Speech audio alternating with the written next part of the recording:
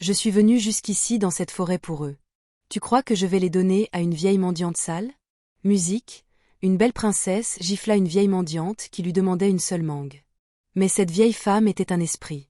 Et en l'espace de 5 secondes, la robe dorée de la princesse se transforma en guenille, et son jeune visage devint ridé et vieux. L'esprit dit, tu as 90 jours pour changer. 90 jours pour changer ou tu mourras, ou tu mourras. Laissez-moi vous raconter comment cela s'est passé. La princesse Beauty était l'enfant unique du roi Salomon, le roi le plus riche des 7 royaumes. Le roi Salomon aimait sa fille plus que l'or, plus que son trône, plus que sa propre vie. Et cet amour l'avait gâtée, pourrie comme un fruit laissé trop longtemps au soleil. Depuis le jour où Beauty avait su marcher, elle n'avait jamais foulé le sol nu. Des serviteurs la portaient partout. Depuis le jour où elle avait su parler, elle n'avait jamais entendu le mot non. Tout ce que Beauty voulait, Beauty l'obtenait. Des nouveaux vêtements chaque jour? Accordés. Des parfums importés d'au-delà des mers? Déjà organisés. Les meilleurs tuteurs, les lits les plus doux, les aliments les plus sucrés, tout était à elle. Mais voici le problème quand on obtient tout ce qu'on veut, cela vous fait oublier que les autres sont aussi des êtres humains. Cela vous fait croire que vous êtes spécial, différent, meilleur. Et Beauty? Oh, Beauty pensait qu'elle était tellement supérieure à tous les autres. Elle giflait les serviteurs qui servaient le thé trop chaud ou trop froid. Elle jetait de la nourriture au cuisinier si le repas n'était pas parfait. Elle obligeait ses demoiselles de compagnie à rester debout au soleil pendant des heures, tenant son miroir pendant qu'elle s'admirait. Et si n'importe qui, absolument n'importe qui, osait la regarder dans les yeux sans permission, elle le faisait fouetter. Le royaume la craignait. Même son père, le roi Salomon, avait peur de la corriger. Elle est jeune, disait-il pour s'excuser. Ça lui passera en grandissant. Mais Beauty avait maintenant 20 ans, et au lieu de changer, elle devenait pire. Ses servantes les plus proches étaient 3 filles, Anticaro, Rachel et Abigail. Anticaro était l'aînée, 25 ans, sage et patiente. Rachel avait l'âge de Beauty, elle était calme et gentille. Abigail avait 18 ans, douce et tendre. Toutes les 3 servaient Beauty depuis qu'elles étaient enfants. Toutes les 3 portaient des cicatrices, visibles et invisibles, de la cruauté de Beauty. Mais elles restaient, car où d'autres de pauvres filles de village pourraient-elles aller? Au moins, au palais, elles avaient de la nourriture et un abri. Au moins, elles étaient en vie. Un après-midi de chaleur pendant la saison sèche, Beauty se réveilla avec une envie. « Je veux des mangues », annonça-t-elle. Des mangues fraîches de la forêt, les plus sucrées des arbres les plus hauts. Anticaro s'inclina. « Ma princesse, le marché a des mangues fraîches. Je peux. Est-ce que j'ai demandé des mangues du marché ?» La voix de Beauty était glaciale. « J'ai dit des mangues de la forêt. Celles qui poussent à l'état sauvage.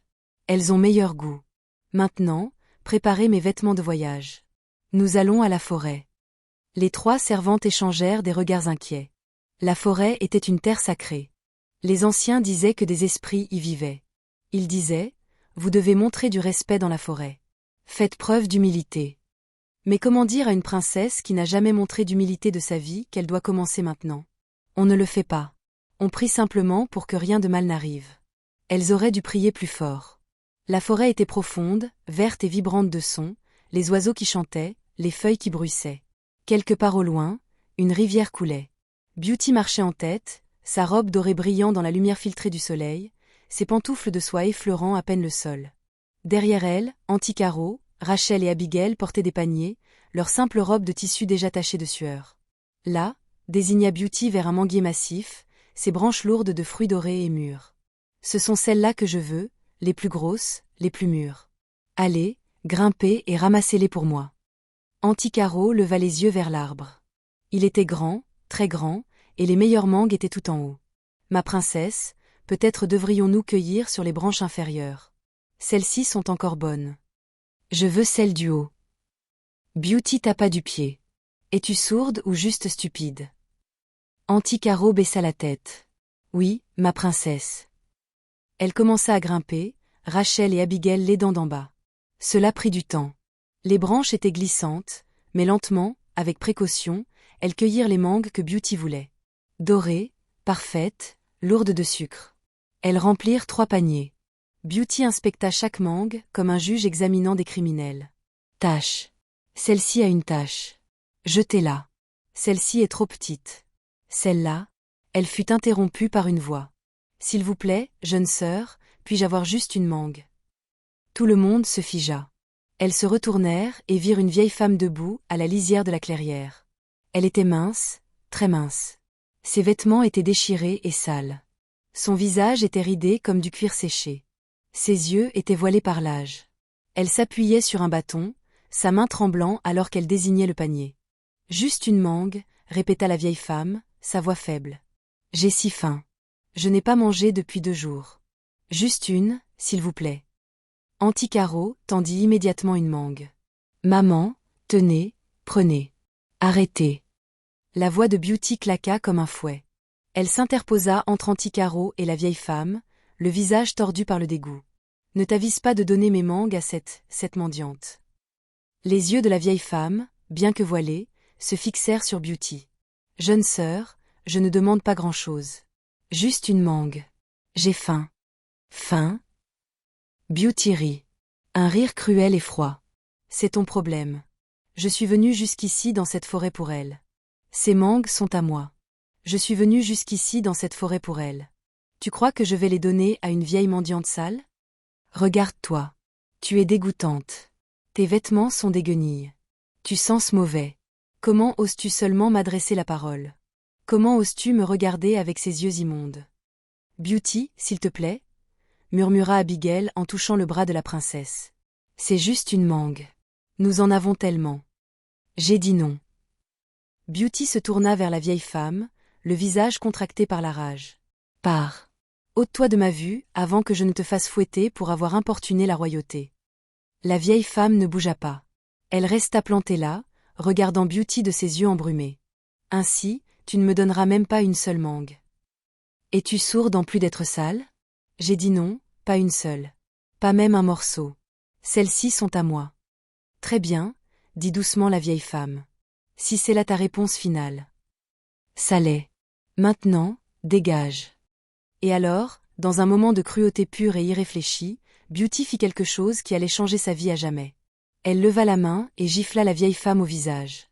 Le bruit résonna dans la forêt comme un coup de tonnerre. Les oiseaux s'envolèrent des arbres. Le vent s'arrêta soudainement. Tout devint immobile. La vieille femme toucha sa joue là où Beauty l'avait frappée. Puis elle sourit. Pas un sourire de douleur, pas un sourire de colère, mais autre chose. Quelque chose qui glaça le sang d'Anticaro. Tu n'aurais pas dû faire ça, mon enfant. La vieille femme se redressa lentement, et tandis qu'elle le faisait, quelque chose changea. L'air devint épais, pesant. La forêt s'assombrit alors même que le soleil n'avait pas bougé. La température chuta si soudainement que les 4 filles pouvaient voir leur propre souffle. « Qui es-tu » bégaya Beauty, la peur s'insinuant dans sa voix pour la première fois. « Je suis quelqu'un à qui tu aurais dû montrer du respect. » La voix de la vieille femme était différente maintenant, plus forte, plus profonde. Elle résonnait comme si elle venait de partout à la fois. « Je parcours cette forêt en observant, toujours en observant, voyant comment les gens traitent ceux qui sont au-dessous d'eux, voyant qu'il y a de la bonté dans le cœur et qui n'a que de l'orgueil. » Elle pointa un doigt noueux vers Beauty. « On t'a tout donné, Beauty, la richesse, le pouvoir, et qu'as-tu fait de ces dons? Tu es devenue cruelle. Tu es devenue haineuse. Tu frappes les serviteurs. Tu te moques des pauvres. Et maintenant, tu m'as frappée. Je suis désolée. » Beauty tomba à genoux, comprenant soudain qu'il ne s'agissait pas d'une vieille femme ordinaire. « Je ne savais pas. Je ne voulais pas. Tu savais exactement ce que tu faisais. Ta cruauté était tout à fait intentionnelle. Mais maintenant, princesse Beauty, tu vas recevoir une leçon. Une leçon d'humilité.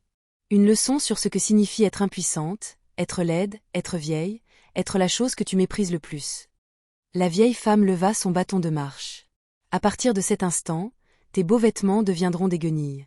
Ta police vieillira plus vite que le temps lui-même. Chaque jour, tu deviendras de plus en plus vieille, jusqu'à ressembler à ce que tu as appelé dégoûtant.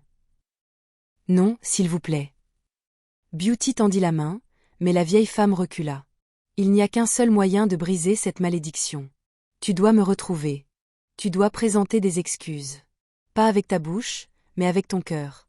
Tu dois véritablement changer qui tu es à l'intérieur. Si tu peux faire cela, si tu peux devenir la personne que tu aurais dû être depuis le début, je lèverai la malédiction. Mais si tu n'y parviens pas... » Les yeux de la vieille femme brillèrent d'une lumière surnaturelle. « Alors tu vieilliras et tu mourras d'ici 1 an. Elle frappa le sol de son bâton. Un éclair de lumière, un bruit de tonnerre, et elle disparut. Évanouie comme de la fumée. Beauty baissa les yeux sur elle-même et hurla. Sa robe dorée, celle qui coûtait plus cher qu'une maison de village, n'était plus qu'un tissu brun déchiré, rêche et piquant, les mêmes guenilles que portait la vieille femme. Ses pantoufles de soie avaient disparu. Ses pieds étaient nus et sales. Mais pire, bien pire encore, elle regarda ses mains. La peau dorée et lisse était différente, légèrement plus rugueuse, légèrement plus sombre. De fines ridules apparurent sur ses articulations. Non, non, non. Elle courut vers la rivière, regarda son reflet dans l'eau et hurla de nouveau. Son visage était encore beau, mais des rides étaient apparues au coin de ses yeux. Sa peau n'était plus aussi lisse. Elle paraissait plus vieille. Pas beaucoup, juste un peu. Mais elle vieillissait. Elle pouvait le sentir. Elle pouvait sentir le temps s'accélérer à l'intérieur de son corps. Faites que ça s'arrête. Faites que ça s'arrête. Elle tomba au sol, sanglotant, se griffant le visage. Je suis désolée. Je suis désolée. Revenez. S'il vous plaît, revenez. Mais la forêt restait silencieuse. La vieille femme était partie. Et Beauty vieillissait. Anticaro, Rachel et Abigail se précipitèrent aux côtés de Beauty. Elle n'avait jamais vu la princesse ainsi, brisée, en pleurs, impuissante. Nous devons vous ramener au palais, dit doucement Anticaro. Votre père saura quoi faire. Le voyage de retour fut un cauchemar. Chaque personne qu'elle croisait la dévisageait. Certains pointaient du doigt, d'autres riaient. Regardez, une mendiante en haillons. D'où sort-elle? Ils ne reconnaissaient pas leur propre princesse. Comment l'aurait-il pu? Elle avait l'air différente. Déjà. Plus vieille, ordinaire, pauvre. Lorsqu'elles atteignirent enfin les portes du palais, les gardes leur bloquèrent le passage. Pas de mendiants ici. Circulez. Je suis la princesse Beauty, hurla-t-elle. Je suis votre princesse. Laissez-moi entrer. Les gardes se regardèrent et éclatèrent de rire. La princesse? Cette fille sale en haillons? Très drôle. Maintenant, filez avant qu'on ne vous jette au pilori. C'est la vérité, intervint Abigail en s'avançant. C'est la princesse Beauty. Elle a été maudite. S'il vous plaît, laissez-nous passer. Un garde plissa les yeux en examinant le visage de Beauty. Une lueur de reconnaissance traversa son regard. Par les dieux. C'est bien elle. Que s'est-il passé? Ils les laissèrent entrer, mais la nouvelle se répandit comme une traînée de poudre. La belle princesse était revenue avec l'apparence d'une mendiante. Le roi Salomon accourut de sa salle du trône, vit sa fille et manqua de s'évanouir. Beauty, que t'est-il arrivé? Entre deux sanglots, Beauty lui raconta tout. La forêt, la vieille femme, les mangues, la gifle, la malédiction. Le roi Salomon convoqua immédiatement tous les guérisseurs du royaume, tous les féticheurs, toutes les sages-femmes. Ils essayèrent tout, les herbes, les prières, les potions, les sorts magiques. Rien ne fonctionna. Beauty continuait de vieillir. À la fin de ce premier jour, elle paraissait en avoir 25. À la fin de la semaine, elle semblait en avoir 35. À la fin du mois, elle en paraissait 50. Ses beaux cheveux devinrent gris. Sa peau lisse se rida comme un fruit séché. Son dos bien droit se courba légèrement. Ses yeux brillants s'obscurcirent. Elle vieillit de 40 ans en 4 semaines. Le roi Salomon pleurait. Il doit bien y avoir quelque chose que nous puissions faire. Mais Beauty connaissait la vérité. Une seule chose pouvait briser le sort. Elle devait retrouver la vieille femme. Elle devait s'excuser. S'excuser sincèrement. Et elle devait changer. Mais changer? Comment? Elle avait été cruelle toute sa vie. Être gentille maintenant lui semblait impossible, cela sonnait faux. Et la vieille femme avait dit, l'excuse doit venir du cœur. Elle saura si Beauty ment. La nuit, Beauty se regardait dans le miroir et ne se reconnaissait pas. La belle princesse avait disparu. À sa place se tenait une vieille femme aux rides profondes, aux cheveux gris et aux yeux fatigués. Tout ce dont elle avait été fière, sa beauté, sa jeunesse, son pouvoir, s'était envolé. Et vous savez ce qui était le plus dur? La façon dont les gens la traitaient désormais. Les serviteurs qui, autrefois, s'inclinaient et tremblaient devant elle, l'ignoraient maintenant. Les gardes qui la saluaient par le passé ricanaient dans son dos. Même son père, bien qu'il l'aimât toujours, la regardait avec tristesse et pitié. Elle était invisible, impuissante, nulle. Pour la première fois de sa vie, Beauty comprenait ce que ressentaient les personnes envers qui elle avait été cruelle pendant toutes ces années. Être ignorée, méprisée, traitée comme moins qu'un être humain. Et lentement, très lentement, quelque chose en elle commença à se fissurer. La carapace d'orgueil, le mur de cruauté, tout commençait à se briser. Mais cela se brisait-il assez vite? Elle vieillissait chaque jour. Le temps pressait. 3 mois passèrent. Beauty paraissait maintenant avoir 70 ans. Son corps la faisait souffrir constamment. Ses mains tremblaient. Marcher était difficile. Il lui restait peut-être 2 mois avant que la malédiction ne la tue. Mais quelque chose d'étrange se produisait. Quelque chose que la vieille femme avait probablement prévu depuis le début. Le fait d'être vieille, impuissante, traitée comme une invisible, était en train de changer Beauty de l'intérieur. Un matin, elle vit Anticaro qui peinait à porter de lourds seaux d'eau depuis le puits. L'ancienne Beauty aurait regardé et critiqué si l'eau avait débordé. Mais cette Beauty-là, cette Beauty vieillie et affaiblie, ressentit autre chose, de la compréhension. De l'empathie. « Laisse-moi t'aider », dit Beauty en tendant la main vers un seau. Les yeux d'Anticaro s'agrandirent de choc. « Maprin, je veux dire Beauty. Vous n'avez pas à faire ça. Je le veux. » Elles portèrent les seaux ensemble. Les bras faibles de Beauty tremblaient. L'eau éclaboussait ses pieds. Mais elle continua. Quand elles eurent fini, Anticaro lui sourit. Un vrai sourire. Pour la première fois en 15 ans de service, elle souriait à Beauty avec une chaleur sincère. « Merci », dit simplement Anticaro. Et Beauty réalisa une chose. Ce sourire, ce simple merci, lui procurait plus de bien que tous les compliments qu'elle avait reçus pour sa beauté. Elle commença à aider pour de petites tâches. Plier les vêtements, balayer le sol, servir la nourriture, des choses qu'elle n'avait jamais faites dans sa vie privilégiée. Les autres serviteurs étaient méfiants au début, s'attendant à ce que la cruauté revienne, mais ce ne fut pas le cas. Beauty travaillait discrètement à leur côté, posant des questions, apprenant, faisant preuve d'humilité. Un jour, une petite fille du village vint au palais pour vendre des oranges. Elle était mince, sale, manifestement pauvre. Les gardes s'apprêtaient à la chasser quand Beauty intervint. « Attendez !» Elle s'approcha de la petite fille et se mit à sa hauteur. « Comment t'appelles-tu » ? « Grace, madame, » murmura la petite, effrayée. « Grace, c'est un joli prénom. Combien coûtent les oranges » ? « 2 pièces de cuivre, madame. » Beauty n'avait plus d'argent. Son père avait cessé d'essayer de maintenir son statut royal.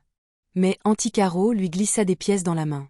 Beauty acheta toutes les oranges et les donna aux serviteurs du palais. « C'est pour toi, » dit-elle à Grace, en ajoutant 3 pièces de plus, pour ta famille. Les yeux de Grace se remplirent de larmes. « Merci, madame. Merci. » Elle s'enfuit en serrant les pièces contre elle. Rachel, qui avait observé la scène, s'approcha de Beauty. « Vous êtes différente maintenant. »« Je sais. »« Vous êtes gentille. » Beauty sourit tristement. « J'aurais aimé être gentille avant. Avant qu'il ne faille une malédiction pour me la prendre.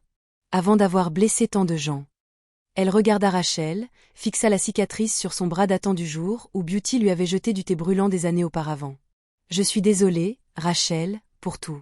J'étais un monstre. » Rachel écarquilla les yeux. La princesse ne s'était jamais excusée auprès de personne. « Je vous pardonne. » Et Beauty était sincère. C'est ce qui faisait la différence. Elle ne s'excusait pas pour briser le sort. Elle s'excusait parce qu'elle ressentait un véritable remords. La carapace avait totalement volé en éclats. La princesse cruelle était morte. Quelqu'un de nouveau naissait à sa place, mais le temps manquait. Elle paraissait avoir 90 ans maintenant. Son corps la lâchait. Il lui restait peut-être 2 semaines. « Je dois retourner dans la forêt, » dit Beauty à Anticaro. « Je dois la retrouver. Vous pouvez à peine marcher. Je dois essayer. Je dois m'excuser. Tant que je le peux encore. » Elles se préparèrent donc pour un dernier voyage vers l'endroit où tout avait commencé. Vers le manguier. Pour retrouver la vieille femme.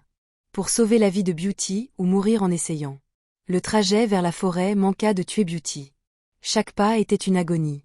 Son corps de vieillard protestait, mais Anticaro, Rachel et Abigail la soutenaient, la portant pratiquement entre elles. Lorsqu'elles atteignirent la clairière au manguier, Beauty s'effondra. « Laissez-moi, » halta-t-elle. « Je dois faire cela seule. S'il vous plaît, c'est mon fardeau, mon erreur. Je dois l'affronter moi-même. » À contre-cœur, les 3 demoiselles reculèrent.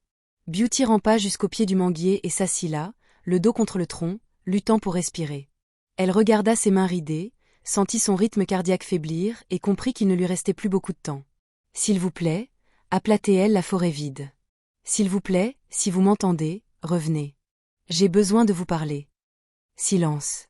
Juste les oiseaux, le vent et le bruissement des feuilles. Je sais que je ne mérite pas le pardon. Je sais que ce que j'ai fait était terrible, mais s'il vous plaît, laissez-moi dire ce que j'ai à dire. Même si vous ne levez pas la malédiction, même si je meurs aujourd'hui, laissez-moi vous dire que je suis désolée. Encore le silence. Beauty ferma les yeux, des larmes coulant sur ses joues ridées. Peut-être était-il trop tard. Peut-être que la vieille femme était partie pour toujours. Peut-être mourrait-elle ici, sous cet arbre, sans jamais avoir la chance de réparer ses torts. Puis une voix, douce et familière, « Tu m'as appelé, mon enfant. » Les yeux de Beauty s'ouvrirent brusquement. La vieille femme se tenait devant elle. Même vêtements déchirés, même visage ridé, mêmes yeux voilés.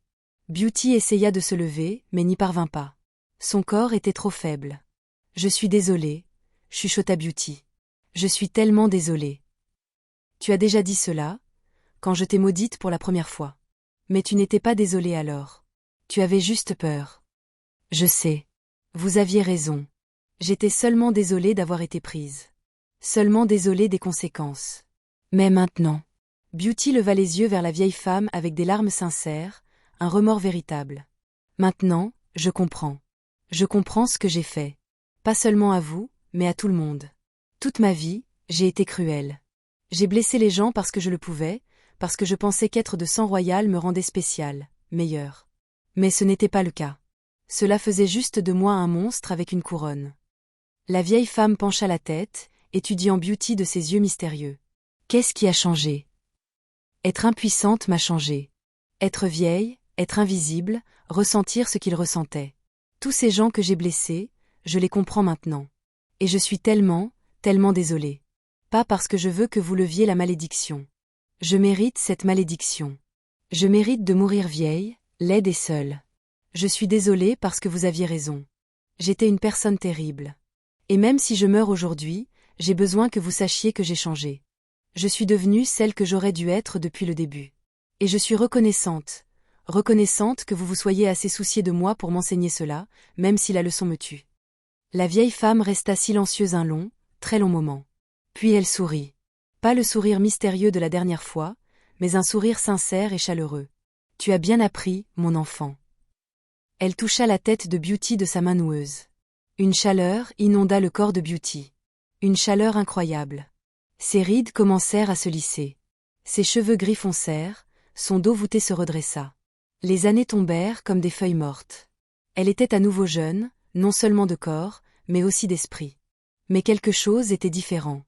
Lorsqu'elle regarda son reflet dans la rivière, son visage était redevenu beau, mais ce n'était plus la même beauté froide et parfaite d'autrefois. Cette beauté était chaleureuse, empreinte de bonté. Ses yeux avaient de la profondeur maintenant, de la compréhension.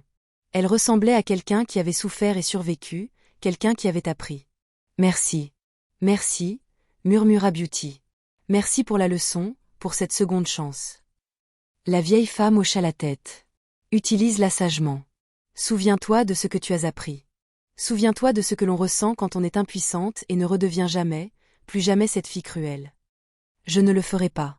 Je le promets. » La vieille femme commença à s'effacer, devenant transparente comme la brume matinale. « Encore une chose, mon enfant. Ces mangues que tu as refusé de partager. Je n'en ai jamais eu besoin. Je te testais. Je testais ton cœur. Et tu avais échoué de manière spectaculaire. » Elle sourit. « Mais tu as réussi le test le plus difficile. Le test du changement. Le test de l'humilité. Tout le monde n'a pas droit à une seconde chance. Fais en sorte que la tienne compte. » Puis elle disparut. Complètement. Beauty resta là, jeune, vivante, reconnaissante et changée à jamais. Lorsqu'elle retourna au palais, le roi Salomon pleura de joie. « Ma fille, tu es de retour.